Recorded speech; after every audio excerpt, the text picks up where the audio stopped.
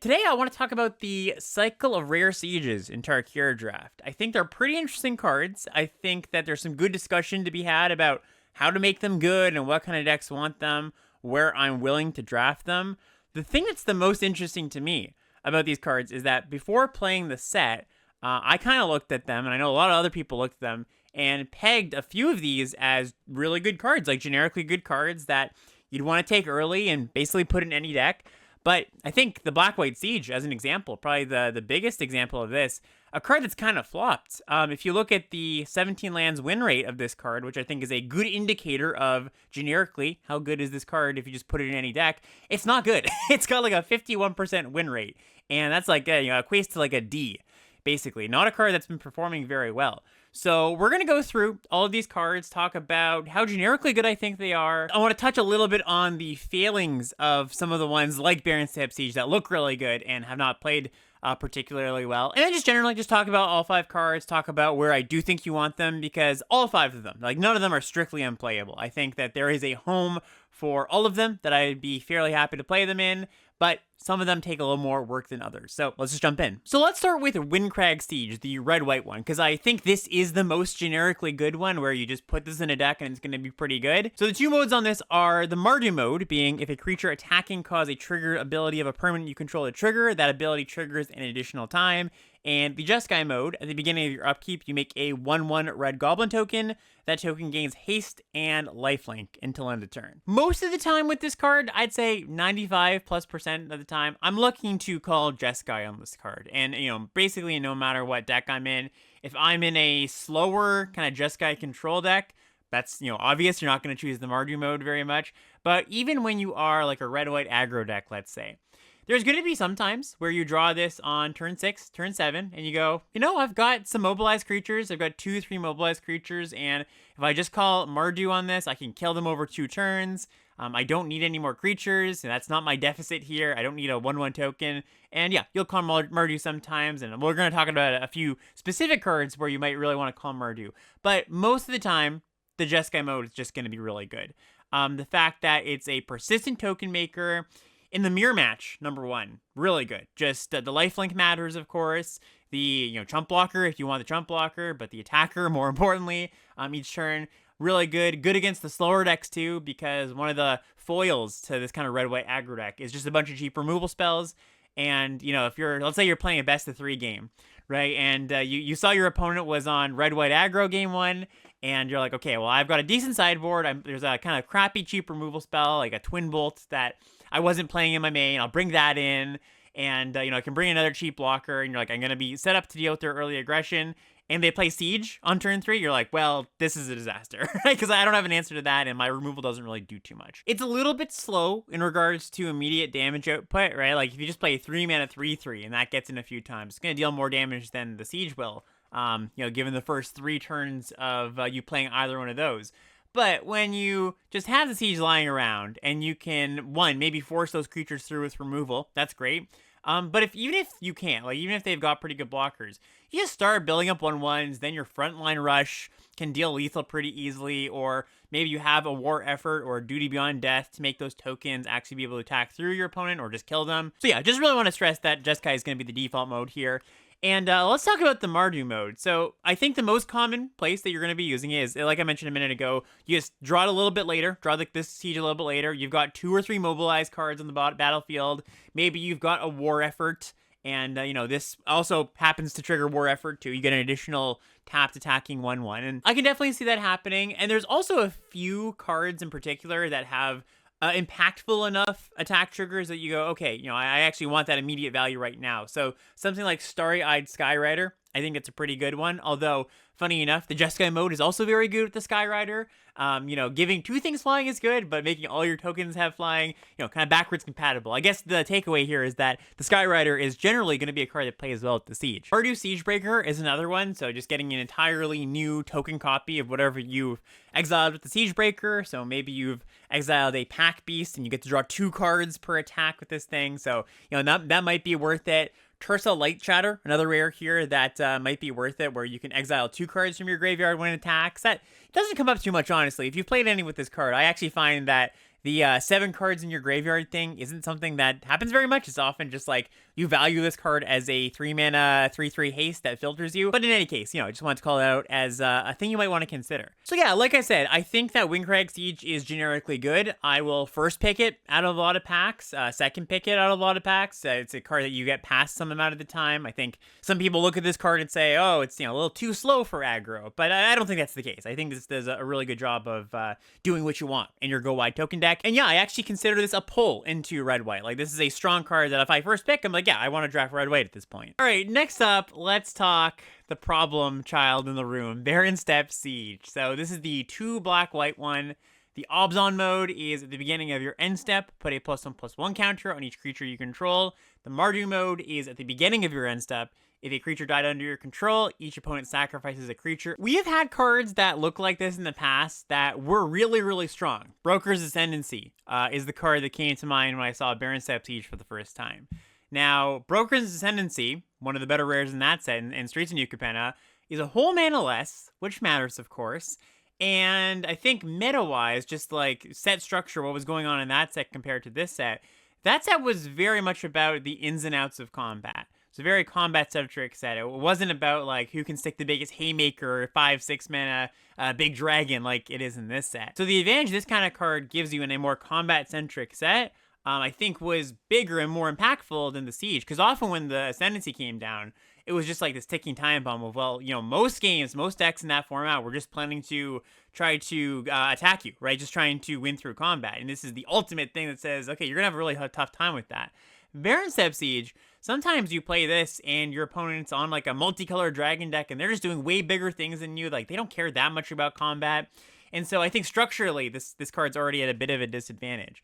But there's a few other things that I think make it not perform very well. So, number one, the token mechanic, the main token mechanic in the set, not caring about the +1/+1 counter mode, because Mobilize, well, it doesn't care if you put counters on your cards at your end step. I mean, it means that your mobilized creatures will then get to attack a little bit better, but you don't get to reap the rewards of like, oh yeah, I play a bunch of creatures and I pump them all. So yeah, just kind of an awkward effect with a lot of the cards that you would want to play in your kind of tokeny decks in this format. The other thing is that I think this is just like lower impact than some of the other pump effects. So, something like War Effort or Duty Beyond Death, these are immediate impact, right? And I really felt this the first time I put Baron Step Siege in my deck. I remember this, I had a curve out. I was like, hey, I've got 2-drop into 3-drop into Baron Step Siege. This looks awesome. This is like a really good curve. And I played my 2-drop. I think it even got in for 2 points. The opponent played something. I played a 3-drop. Maybe couldn't attack that turn. And then turn 4, I played the Siege. And I was like, this does not feel like a good turn 4. Because, like, sure, my creatures, they got a little bit bigger. But that was, I basically spent 4 mana to put 2/2 worth of power on the board. The opponent untaps, plays a really impactful 5-drop, and then I untap and I play my creature, and I have to wait until my end step until the Siege does anything at all. And so, like, yeah, in that spot, I think something like War Effort would have just been a much better card. It's just a lot more impact. So I think if you're to make use of the +1/+1 counter mode, you want to be in a deck with a lot of permanent tokens, right? Tokens that actually stick around. So things like Fortress Kinguard and Kintree Nurturer and Teeming Dragonstorm and Mardu Monument. I have had a deck that had, I think, like 9 token makers that stuck around. I'm not just talking about mobilized things. And yeah, the Baron Step Siege was fine. It wasn't one of the best cards on my deck, but it was a fine card there. I felt okay playing it. It wasn't like the situation I just talked about where I went 2-drop, 3-drop, play Siege, and the turn I play Siege, I still don't feel good about playing the Siege. So it's not a card I take highly, and I think it's a card that gets taken way higher than it should. If you do end up with it in your pile, I generally want to play it in a black-white base deck. I don't think it's strong enough to splash in a red-white deck. You want to be picky about your splashes in your Boros decks anyways, and I don't think this is a good enough card. But yeah, black-white kind of intuitively would be the home for it. But then, let's talk about the Mardu mode, because I think this probably actually contributes a little bit to this card's win rate being so bad, like so in the dumps. I talked about this actually last week on my mini level up video. But the Mardu mode, just like the Obzon mode, does not work very well with Mobilize, because if the only thing dying on your turn is your Mobilize token, the at the beginning of your end step trigger doesn't trigger because your token also, its death trigger triggers on your end step. So you don't actually get the Mardu mode, and so I assume a lot of people, I know I've done this once, they play the Baron Step Siege thinking, okay, well I've got a mobilized creature, I'll attack, and they can't block my creature, and then the mobilized token dies. then it does like actual nothing. I was talking about the Baronscape Siege kind of feeling like it doesn't do that much a lot of board states. It does literal nothing in that spot. So yeah, don't call the Mardu mode very often unless you really, really think it's good. It's just like you have a particular board state where it happens to be good. And yeah, like I mentioned, I don't take this card very highly. I think it's a card you can play, never a priority though. Next up, let's talk about the Black-Green Siege, Hollowmurk Siege. So this is the one that has the Sultai mode of whenever a counter is put on a creature you control, draw a card. This only triggers once per turn. And the Obzon mode, whenever you attack, put a +1/+1 counter on target attacking creature. It gains menace until end of turn. So this is another one that I thought would be a little bit better than it ended up being. Part of this, of course, is that the green-black counter theme is one of the weaker themes in the set. So even though I do think it's a fairly powerful effect, it's going to be dragged down a lot by needing to put other green-black cards in your deck, or other green-black counter cards. And I actually think it's a viable strategy, like green-black aggro, where you're not splashing, very much or anything at all. I think it's a viable strategy where you've got the Delta Bloodflies, like that's a pretty good vessel to put counters on. Champion of Doosan, a nice thing to put counters on and gives a counter. If you're lucky, you've got some Dragon Snipers, the 1-drop, right? It's very nice to go 1-drop into the Obzon mode of whenever you attack, +1/+1 counter, and target attacking creature. You just get to, really, this gets out of hand very quickly. I think this is a viable deck, but you have to have the right cards. It's really tricky. It's like you have to both have the right cards opened at your table, and it has to be fairly untouched.